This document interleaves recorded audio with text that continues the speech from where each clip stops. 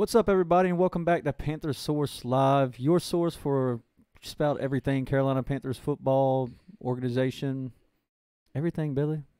We're back. It's our first official 2019 offseason show. These first 2 weeks just flew by, Billy. Playoffs are just flying by. It seems like the season always feels like it flies by at the end, especially when it's – well, it kind of felt long this year because of the way it went, I feel like. Yes. But so what'd you do with your 2 weeks, man? Did you have a good 2 weeks off? I guess you say. I missed my first Sunday of football the entire season this last Well, Sunday. at least you didn't miss anything. I mean, the didn't Panthers miss, weren't playing. Yeah, the Panthers weren't playing, so I didn't miss the Panthers playing. But I missed my first football Sunday. It's back to working on the weekends now. Oh, weekend warrior over here. What would you have done if the Panthers were in the playoffs?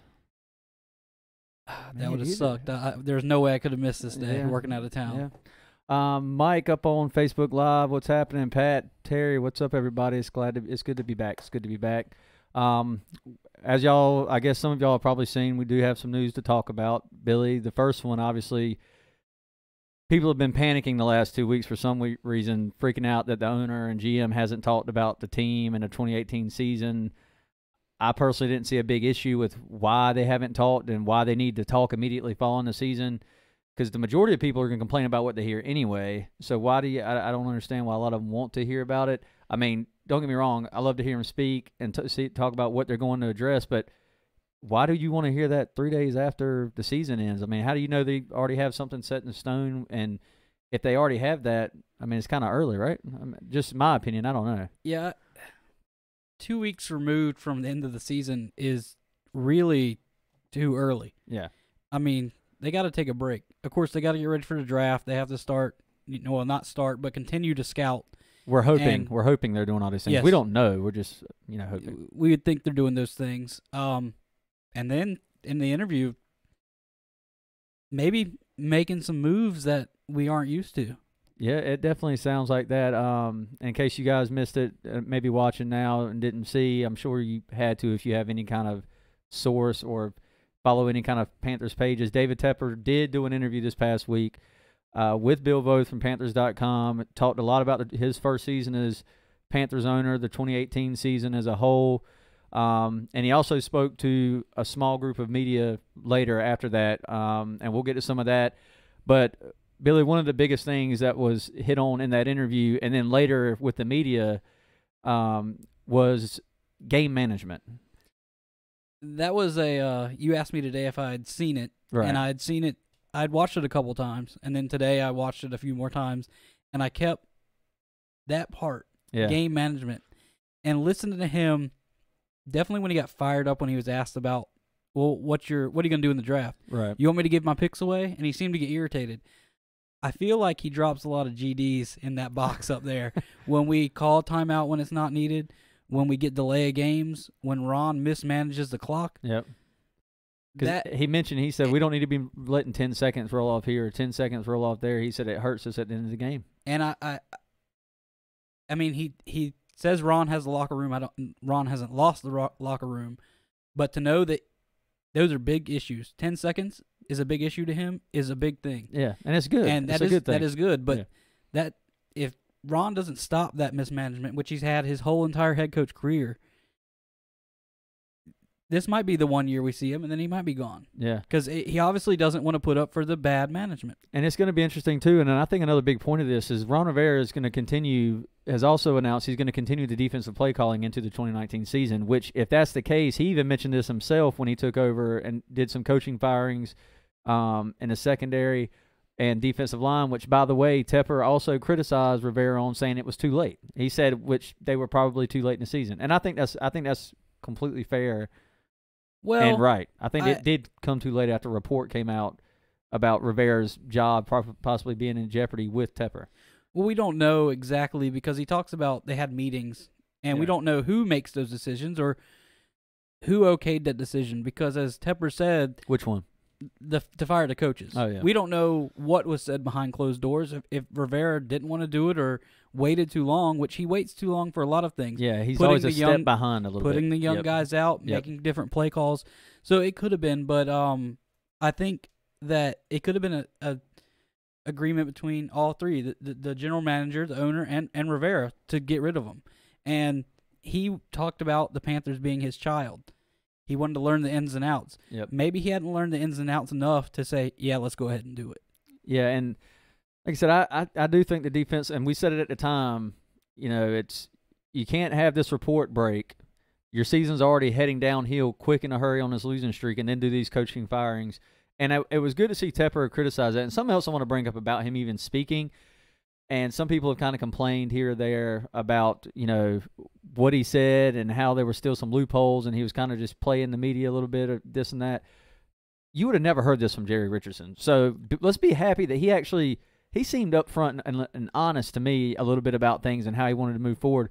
Yeah, there were still some things that he didn't really hit on and go in detail about, but we're 2 weeks removed from the season. Yeah. So I'm not expecting him to just come out and say, "Oh, we're going to draft a QB in the second round. We're gonna get 2 defensive ends in free agency." Because the truth is, you don't know what you're going to get right now. Free agency hits, and that guy you're aiming for might go somewhere else, and then it puts you've got to have a plan B, a plan C, and you have to go from there. You know what I mean? Yeah, I'm trying to think the last time I heard Jerry Richardson's voice. I just heard it this week because Bobby from the Keep Pounding podcast posted that old video of him talking about, God, did you see it? I haven't He seen posted the video of Jerry Richardson after they hired Cam Newton doing an interview on some sports talk radio, and he said how he sat down with Cam, and Cam wanted to talk about his past mistakes, and Jerry said, "I don't want to talk about your past mistakes. I want to talk about your future because I think that's what's important." And he commented on how well-dressed Cam was, but then he also asked, "Cam, do you have tattoos?" And he said, "No, I don't have any." He said, "Good, let's keep it that way." And he brought up growing his hair out, and he said, "No, you need to keep your hair cut just like it is." And his dad, he was growing his hair out at one point, and his dad met up with Cam and told him, "Look, you got to nip this in the bud." Jerry Richardson was basically looking back, was trying to send Cam to the sunken place. You've seen Get Out, right? Yeah. It was, I don't know, it was just pretty crazy. You brought up Jerry Richardson's voice, but he was never one to sit and talk to the media. No, but he's that strict guy. Yeah. Like Cam got his first tattoo yesterday.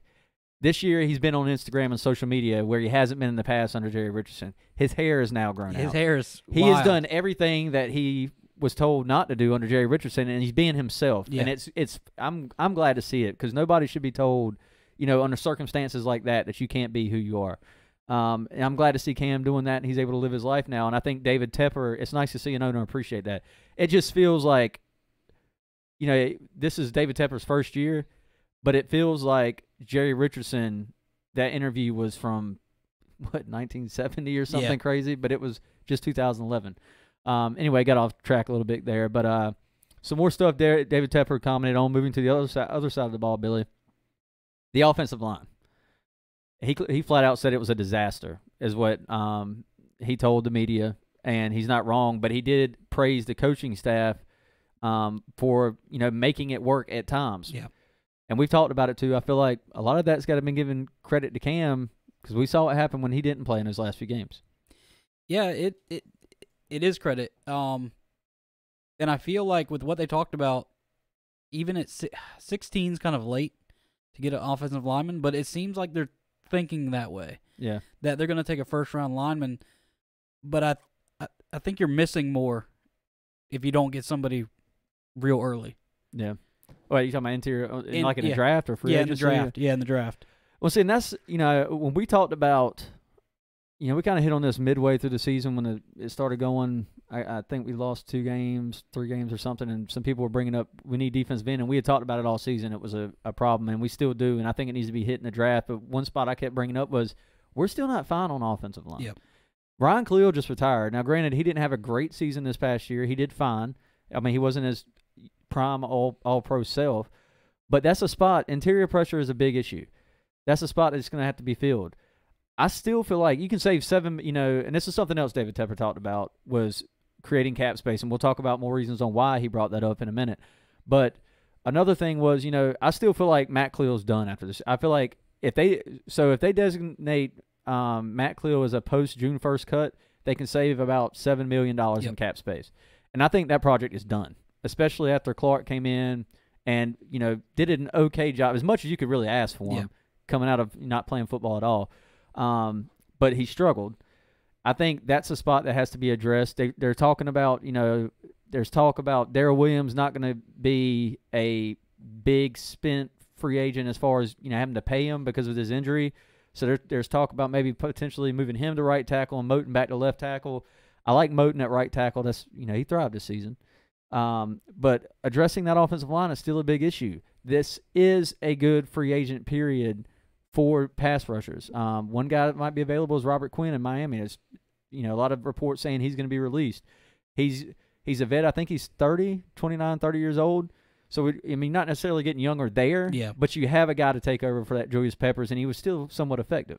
Well, 30 is still young compared to Julius Peppers. You're talking about a 9 years difference.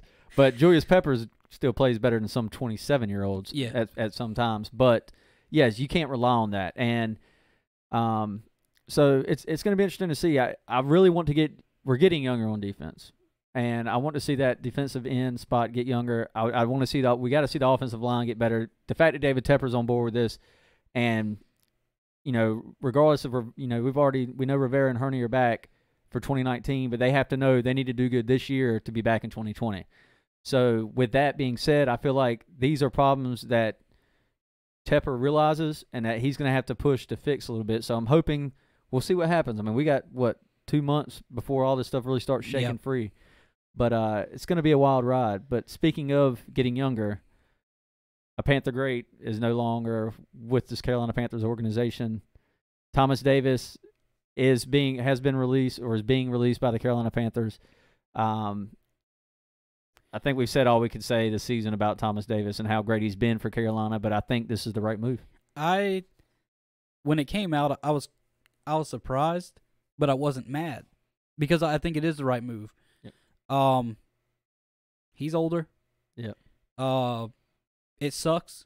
It's gonna suck if he goes to a division opponent. We have to see him. Yeah. Twice. But it was the right move, and it's a different Carolina Panthers. You have a business side. We're not gonna be best friends with the players that are. Just because he won Walter Payton Man of the Year and he's a great guy doesn't mean that he's the right thing for our football team. Yeah, moving forward. So it's moving forward. I know it pissed a lot of fans off. It didn't make me mad. It's a little upsetting. Yeah, I mean, it sucks. But it does. But it's the game. You've got to move on. It's a business decision. Yep. And you've got to be able to do that and stay young at these positions. And I know a lot of people saying, well, who's replacing him? I mean, we don't have anybody to fill that spot. Well, Shaq Thompson he's on his fifth-year option. You're paying him $9 million, I think it is, this year. On that fifth-year option, you have to put him out there, see what you have if you want to look at extending him for him to be the next, great outside linebacker for Carolina. And then also, they drafted a guy last year by the name of Jermaine Carter Jr. out of Maryland. The coaches really liked him. I think he had an injury to start the year, but he played a lot towards the end. He got He got some reps. Yeah. He did play at the last 2 games. I know in against New Orleans, they played him right much. So that's the guy that you're going to probably see increased snaps, and it might be something they look at in a draft, further down. I don't know, but I think right now they feel comfortable with who they are. But you have to get younger, you have to get faster. We talked about TD being one of the sure tacklers this year when he was getting to 2 guys, but he struggled in coverage at times. Yep. So, definitely, it's kind of upsetting. I'll go back to some of the David Tepper. Wanted to hit this. He talked about Kyle Allen. Yes. And the way he talked about him, Kyle Allen, what I took from it, he's not the one. They're obviously looking. Well, yeah, I think he'll be part of the equation, but I think right now, I don't think he's the guy they're looking to carry us. Not to carry us, but even if Cam can't play, he's not the one they want. Right.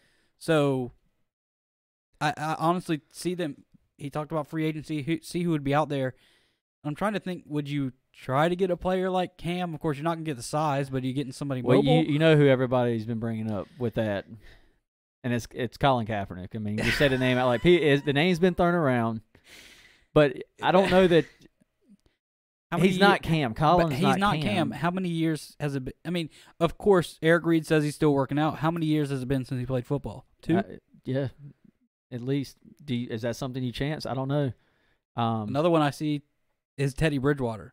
I saw enough of him. I saw. And look, here's the thing, though. Like, we can't expect to have a guy that's going to carry us to the Super Bowl next season. And this is like this is all hypothetical right now. This is completely on if something doesn't get better with Cam's shoulder, because there's a good chance that still can happen. We don't know. Nobody knows. That's one thing David Tepper hit on. He said he's not a doctor and he's not getting into that field. We don't know. We're going to have to see how it goes. Billy and I are but one thing was clear. They wanted a backup plan in place going into the season in case that happened. So, but the chances of it being somebody of Cam's caliber is slim to none anyway. There's no one like him. Right, exactly. So a Teddy Bridgewater could probably have you a good season. Do you draft somebody to be Cam's heir apparent and just let him get some experience if that happens? And if Cam plays, you can keep him under his wing and let him grow from Cam. There's a lot of options there, but one thing Tepper kept mentioning about it was clearing cap space. And John on YouTube Live just asked, should we say goodbye to Captain Munderland or Greg Olson? These are the type of moves that are going to happen to create cap space. I'm not talking about Greg Olson necessarily. Captain Munderland's got to go.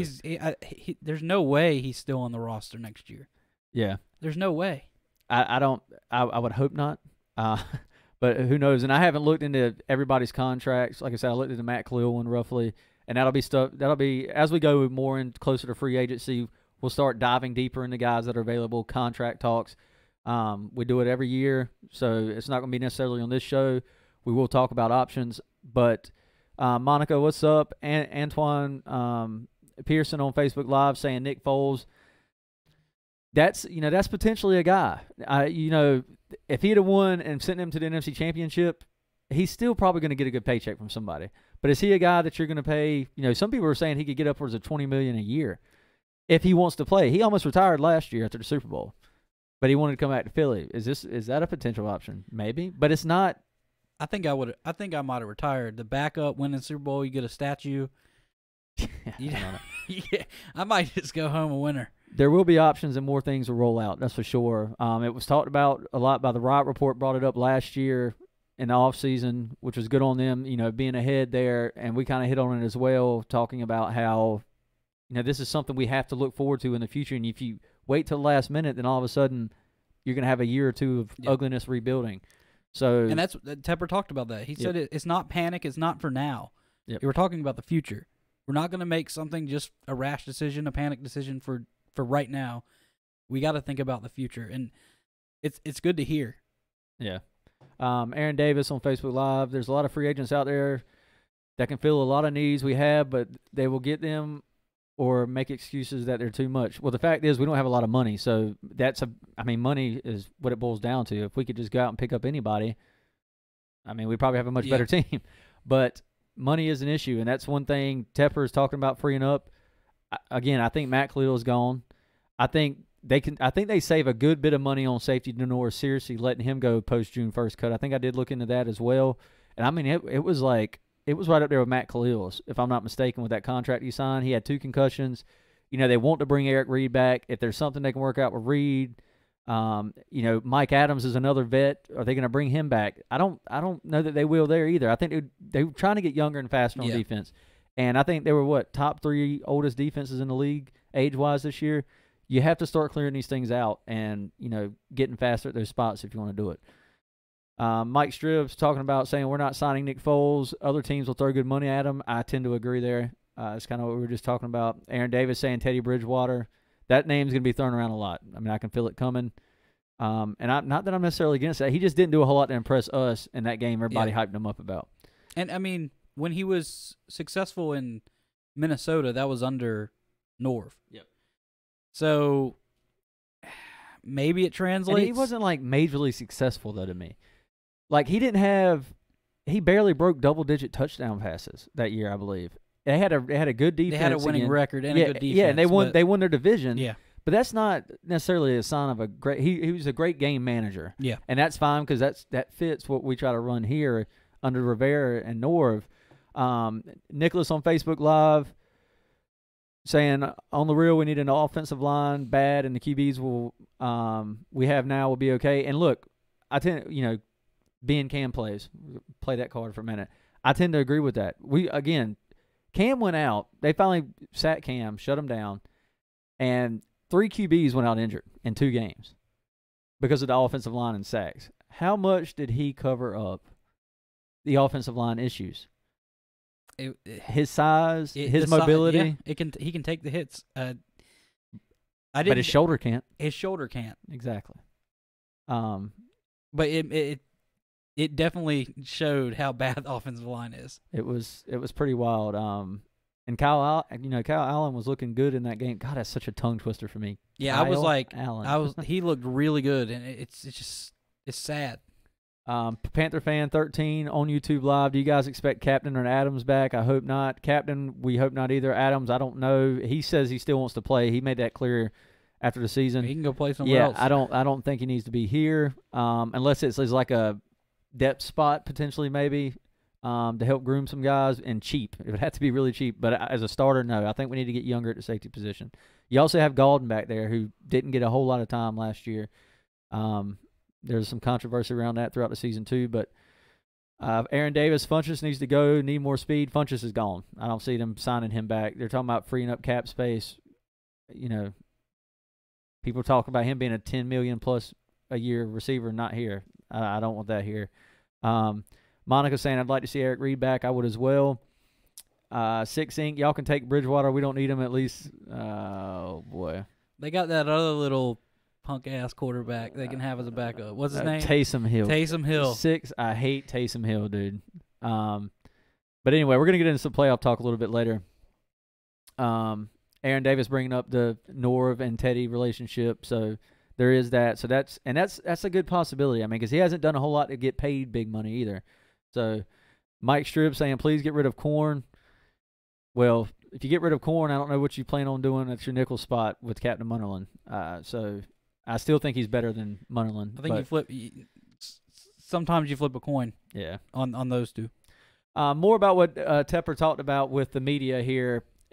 Billy, we talked about all the rainouts at practices this year on the fields. Tepper said that there will be a bubble put around the practice fields for the 2019 season. He said it will happen. Quote, there's no fan of Carolina that doesn't want that bubble. People told me that it doesn't rain here. That was not true. It rains so freaking much here, as he laughed. We miss so many practices that hurt this team. We have 2 teams that we play every year that have indoor facilities. We should be preparing indoors and on turf every year. Then we've got that crazy rain we've had. That hurts you too. From a football perspective, you really want to have an indoor option, and you'd like to get it as soon as possible. End quote. Yeah, I think that pretty much sums up. Time. Yeah, and there was more talks. A report came out, was kind of pieced together. We talked about for some headquarters for the Panthers. Tepper mentioned he'd like to have it within an hour of Charlotte. Just a little bit of an update. They're still looking at possible places. But he did bring up that other events such as Fan Fest could be held in various areas of the Carolinas each year to do more of the 2 states, 1 team aspect of things. And that I think that would be really cool, kind of like a touring thing each year for just for Fan Fest. And it gets packed. But I remember when we went. When was the first year with? 2015. Was it 15? No, it was 14. It was 14 or 13 It or was 14. 14. It was not very big. Yeah. 15 came along, and now you can't get a ticket. Yeah. Like, it's ridiculous. Yeah, now they're having to charge again for them, and first come, first serve. But which is fine. I think $5 a ticket, and you send it off to a fundraiser or charity somewhere. I think that's good, and people still do it. I mean, you talk about potentially a place like Raleigh, where we could go like an hour and a half, or people closer. I think that's a cool idea. But Tepper did confirm this year would be at Spartanburg, Wofford College. We can pretty much figure it won't be there after that.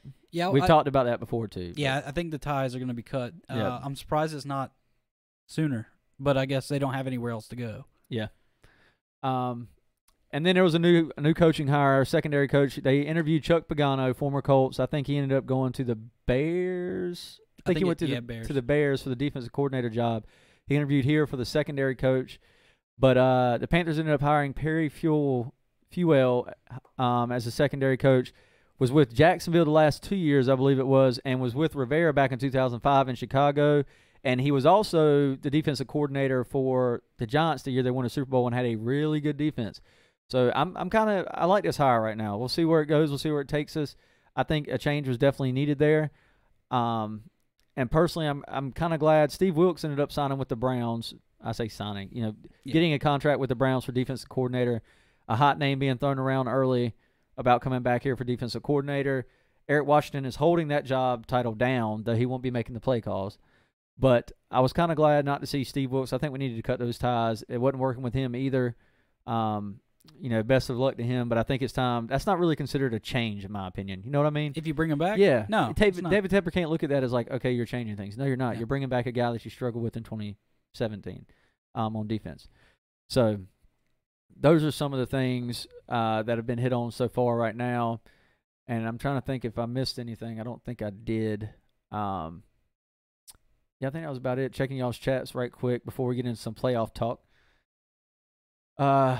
Colton, what about Ross Cockrell? Didn't we sign him for 2 years? I believe we did. And Billy, can you look that up? See what that contract was, because that would be a big signing back, because Ross would be a big guy that could go to, who was that brought that up? Colton R45 on YouTube Live.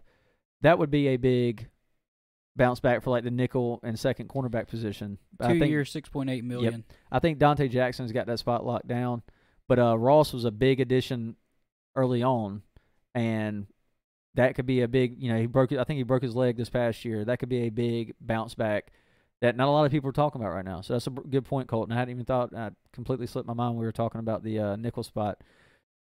Aaron Davis mentioning both left tackles. Yes, and Monica, they are under contract to the summer with Wofford College. I would like to see training camp somewhere else. Yep, and I think you will. And again, offensive line. Aaron's saying the first 3 rounds go offensive lineman. We got to get a defensive end, and the pass rushers. You got to get young there and get a legit guy somewhere. The Panthers picked 16th in the draft, in case you missed it as well. So we'll be hitting on that closer to draft time as we get. I think it's the Shrine Bowl is going on this week. I've been keeping up with some of the guys there.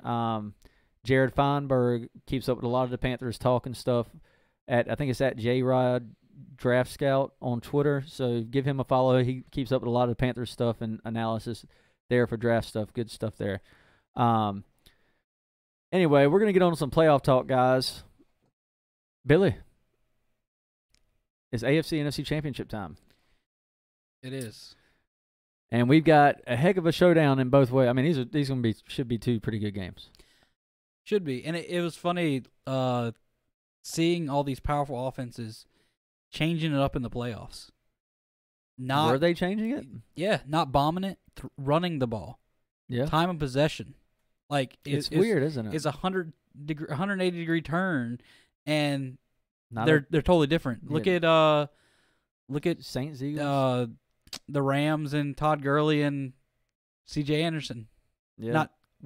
They play the Cowboys defense. But I mean, they went yards off. apiece. Yeah, they went off. Yeah. I meant I wasn't clowning the Cowboys defense. They do have a good defense. That was the biggest surprise to me, was they had that much success. And the C.J. Anderson hype rolls on again for another week. But what do you scheme for over the top? A little bit of Gurley, little misdirections. Yeah, and then they change it up and they just run it down your throat. Yep. The games haven't really been entertaining outside the Saints-Eagles game, though. I mean, they've been kind of – the Cowboys game the score was closer than it really was. Chargers-Patriots, the score was much closer than it really was. I didn't see the game. 41-28, and it was like 41-14 the majority of the game.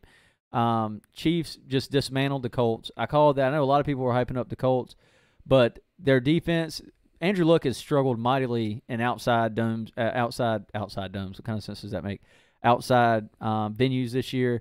That defense hasn't played a lot of great quarterbacks. Somebody was bringing up, I saw down the stretch where they kind of boosted their rankings and stuff.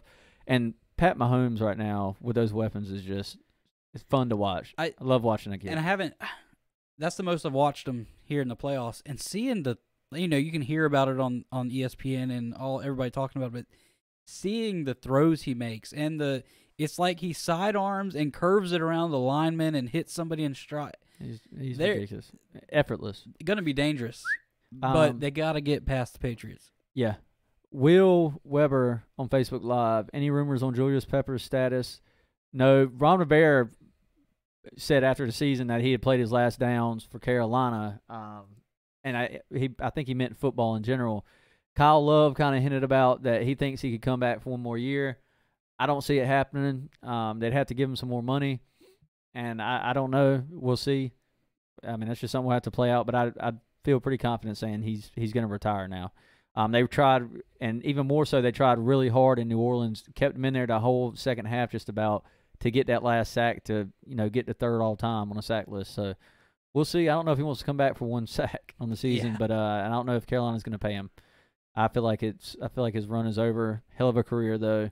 Thank him for everything. Another Panther great. That's another thing David Tepper brought up was expanding the Ring of Honor for the Panthers. Yep. So we'll see what ends up playing out with that. I'm sure Thomas Davis, Steve Smith will be included in all that. Julius Peppers, if he does indeed retire, will be in there, I'm sure. So, but Billy, NFC Championship, Saints Rams. What you feeling going into this? It's in New Orleans. I'm sure Six Ink is just sitting here waiting to hear our predictions. I said this is going to be a tough one though. It's going to be tough, but I said it. I texted you last week. I said, "Well, guess the Saints win the Super Bowl." And I feel it. It's gonna. This has got to be a tougher matchup than the Eagles, though. And the game that came down to they played early in the regular season, the Saints won late in the game with the go-ahead touchdown. Saints defense came around though. Yeah, that's the difference. Saints defense has been something serious lately, and that's what separates them from me. At the beginning of the year, the Saints defense was not very good. Now it's gone to another level. LA doesn't really have they just score a lot. And the defense makes one or two stops. They've got a decent defense. They got Aaron Donald, who's just a record, but he didn't do anything in the first meeting against that Saints offensive line. So that's going to be interesting to see how that turns out. So as well. I think it's probably a 14-point game, Saints. Oh man. I mean, I ain't gonna throw a prediction out. I feel like the Saints are gonna win, and then they're gonna smash whoever's on the other side. Yeah, I feel like the Saints are gonna end up going to the Super Bowl. And unfortunately, I'm pulling hard for the Rams, so don't get it twisted. I'm just keeping it real with what I feel like could happen. And I was watching that Drew Brees birthday video. I was hoping he'd twist his ankle or something. Which one was that? The where he was doing that whatever that thing was. I was waiting for him to hit the Sean Payton. Somebody dropped talking about he had too much sauce or something. I was like, you gotta be kidding me. Yeah. We're in a anyway, and on to the AFC Championship side, another 40-year-old quarterback. It's a rematch from earlier this year. Yeah, and the Patriots won. Did they win that game? They won. So, but they barely won that one too. They won by 3. I was gonna say they won late, and that one I do believe. I'm on the Mahomes train right now. But here's the thing: last week, the Patriots defense looked very impressive. I mean, the corners were absolutely blanketing every receiver the Colts had, downfield, short, intermediate, didn't matter. Every time the ball was thrown to somebody, they were all on top of it. Pass breakup. That was a defense we hadn't seen all year from the Patriots, and which is one reason I felt like the Chargers could have taken advantage a little bit better, and I felt like their defense would show up. Well, the Chargers' defense didn't show up. I think going into New England really hurt them. Maybe I underestimated that a little bit, but the Patriots' defense showing up was impressive, and I want to see if that happens again. And Tom Brady said as much in his presser, saying, "We know people think we suck now." He said, "We're here to prove differently," which I mean that's just a competitor. But, but Tom Brady said it, so it's like if Cam says that, it's like, oh, you ain't Johan says Rams versus Chiefs, a man can wish, right? We saw that already once this year, and I'd love to see it again. It would be. I don't think it's the shootout again. I do. You think they're both scoring 50 points? I don't know. And if they got 2 weeks to prep, probably not. But it would be two really good offensive minds going at. Well, really about all these teams outside the Patriots would be. But could we see a battle of the 40-year-old greats? That sounds like an NFL rigged thing to me. I've never been one on conspiracies. I saw a video. Somebody posted Tom Brady, the GOAT, and it showed all of his passes being 4 yards, and then his receiver doing everything for him. That's it, yeah. And that's all it is. Oh my God, did you see that pass? Tom Brady put that pass right on the money in the backfield. Edelman in the middle. Oh, gone. Yeah. Oh my God, Tom Brady's the best. He passed it 3 yards. Yeah, it's annoying, but he does have the smarts, pre-snap reads, and knows the coverages and where to go. So you have to give him some credit there. I mean, the guy is good. It's just whenever he throws a deep ball now, it's nowhere close. Yeah. I mean, and that's the thing, and it stood out in that game last week. Every time he threw the ball deep, it was 10, 15 yards away from the receiver. So, but it's worked. It's worked. It's carried them to how many Super Bowls with a good kicker? They have another good kicker.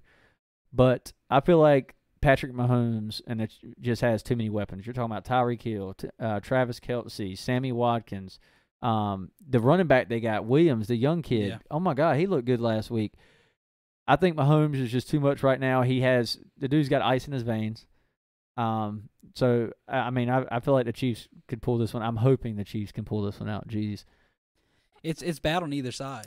Yeah, I mean, well, you have. I wouldn't mind the Chiefs winning. If the Super you see Bowl. Saints in New England, do you turn the TV on Super Bowl Sunday? Go Patriots. I did it in 2016 against the Falcons, and I hope the Saints lose the same damn way if they make it. I mean, that's fine. As long as the Saints don't win it, I'm fine with it.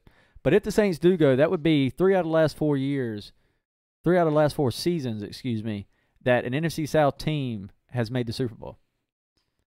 That's pretty crazy, right? And it's crazy because two of them were MVP. Two of the quarterbacks. Drew Brees is in the discussion this year. Our division kind of took some steps back for a couple years, but we still put somebody in the Super Bowl. Who won the MVP last year? Tom Brady. Was it? I don't think it was Tom Brady. I can't remember who won it last year. Let's see. But I know Cam won it in 2015. Matt Ryan won it in 2016. Both of them lost the Super Bowl. And I think that's dating back for like several seasons. But it's been 2017 season. Tom Brady. Tom Brady did win it. Okay, and he did not win the Super Bowl last year. Did he? Who won? I can't even think right now. The Eagles won the Eagles, Super Bowl. damn. Robbie would kick my ass. But see, yeah, so the last three, at least, I think this dates back further than that, but the last three quarterbacks to win MVP and go to the Super Bowl have lost in the Super Bowl. So I hope Drew Brees wins MVP. That's what I'm just saying. And honestly, he's one of the greatest of all time. He deserves an MVP. He got snubbed in 2009, in my opinion. I don't like the Saints. I can respect Drew Brees. But anyway, so Billy, I'm pulling for the Rams and the Chiefs. I want to see a Rams-Chiefs. If not, I just want to see the Saints lose. That's the biggest thing in this whole bracket. I'm on the Saints. The Saints can't. I don't see them losing.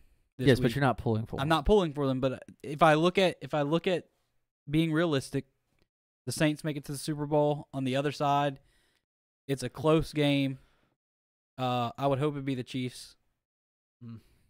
But that's a toss-up. I mean, it was a 3-point game earlier in the season. It's now playoffs. It's the AFC Championship. Tom Brady's been there how many times? Yep. Patrick Mahomes, none. Andy Reid is Andy Reid. Yeah. But the difference there, though, is he's never had a quarterback like Patrick Mahomes. I mean, we have to realize that. Like, I know everybody keeps saying, but it's Andy Reid. It's playoff Andy Reid. Yeah, but he's never had Patrick Mahomes like quarterback with Tyreek Hill, Travis Kelce, Sammy Watkins, all these weapons. That's never been there. Six Saints fan chiming in on YouTube Live. The major key for this game is to shut down Gurley and Anderson, obviously, which shouldn't be too difficult considering we have the best rush D, which is very true. If so, it's an easy W because Goff isn't good under the pressure, and that's so true. Yeah. If you take away the run game and a play action from Jared Goff, that team collapses. We've seen it before this season. And then he says in the AFC Championship he has faith in Mahomes and the offense. And he also says, don't worry, if we win the Super Bowl, I will try not to rub it in your faces. I will block your ass. No, I'm just kidding. I wouldn't do that. But I would definitely not read any Super Bowl comments the rest next year. And Monica chiming in on Facebook Live, I don't want to see the Saints go all the way. Neither do we, buddy. Neither do we. But so that's kind of our playoff talk. Was anything shocking throughout the playoffs to you so far? Like, you used to really see any upsets? Maybe the Cowboys over the Seahawks, I guess some people saw, but I kind of like the defense. I thought the Cowboys Seahawks. Were going to come around, but the Rams were too much. All of our friends, well, you and Kelly, everybody was on the Chargers train. I never got on that one. Yeah, I did. Everybody thought Phillip Rivers was going to do something. I never saw him being the one to go win a Super Bowl. Well, I didn't say win the Super Bowl. I just felt like they could beat the Patriots, but that happened to be way off. So, no. Yeah, I think it's been pretty straightforward so far. So we'll see what happens this weekend. Should be some good ones. But anyway, guys, unless that's it from the chat, Joseph saying the Bears lost. Yeah, I kind of who they play the Eagles. Yeah, I was kind of expecting the Bears to pull off the upset at home there, especially with the way their defense has played this year. I think Trubisky had some weapons go down early in that game, but Eagles defense again stepping up in the playoffs, keeping them alive and things. And they got off to a hot start in New Orleans. Yeah, but I the didn't defense see settled in for New Orleans. I didn't see it in the game. I was at work, and the game must have went by fast because it was like. Well, Drew Brees threw a pick on his first drive. The Eagles scored immediately. They got a stop. The Eagles went down and scored again, and it was like 14-0. Because when I looked at the score, I was like, "Oh, the game probably is not over." It was already final, and it was really close. I was surprised. The Saints defense couldn't stop Nick Foles to save their life to start that game, and then they settled in. Nick Foles couldn't do anything, and the Eagles defense just couldn't get any more pressure. There was a play off of Alshon Jeffrey's hands. Yeah, he dropped a key one late for a first down wide open, and you can't have that in the playoffs. So. But anyway, guys, that is going to do it for us tonight. We will be back. I'm not going to say we're going to jump up here every week throughout the offseason. It might be every other week. I don't want to get up here and pound things to death. I don't like beating like dead horses and stuff like that. As news breaks, especially when we start nearing free agency, we'll start ramping things up again like we did last year every week, talking about contracts, salary cap, and how things go, looking forward to the draft and where we think the Panthers should move and where it looks like they are moving as far as reports that come out and stuff. So anyway, thank you guys again for tuning in. This has been Panthersaurus. Follow us right here on Facebook. You can get us on Twitter. I'm at TrippMorgan6. He's at BHarless Tweets. You can also follow us at Panthersaurus for all our media and stuff and show notes. You can follow us on podcast, iTunes, TuneIn, Stitcher, Google Play. Also on YouTube Live. Hit that subscribe button and hit that like. And hit the notification bell if you haven't already, if you're watching up there. Tune in with us. Thank you for joining. For Panthersaurus, I'm Tripp Morgan. I'm Billy Harless. Y'all keep pounding, and we will see you soon.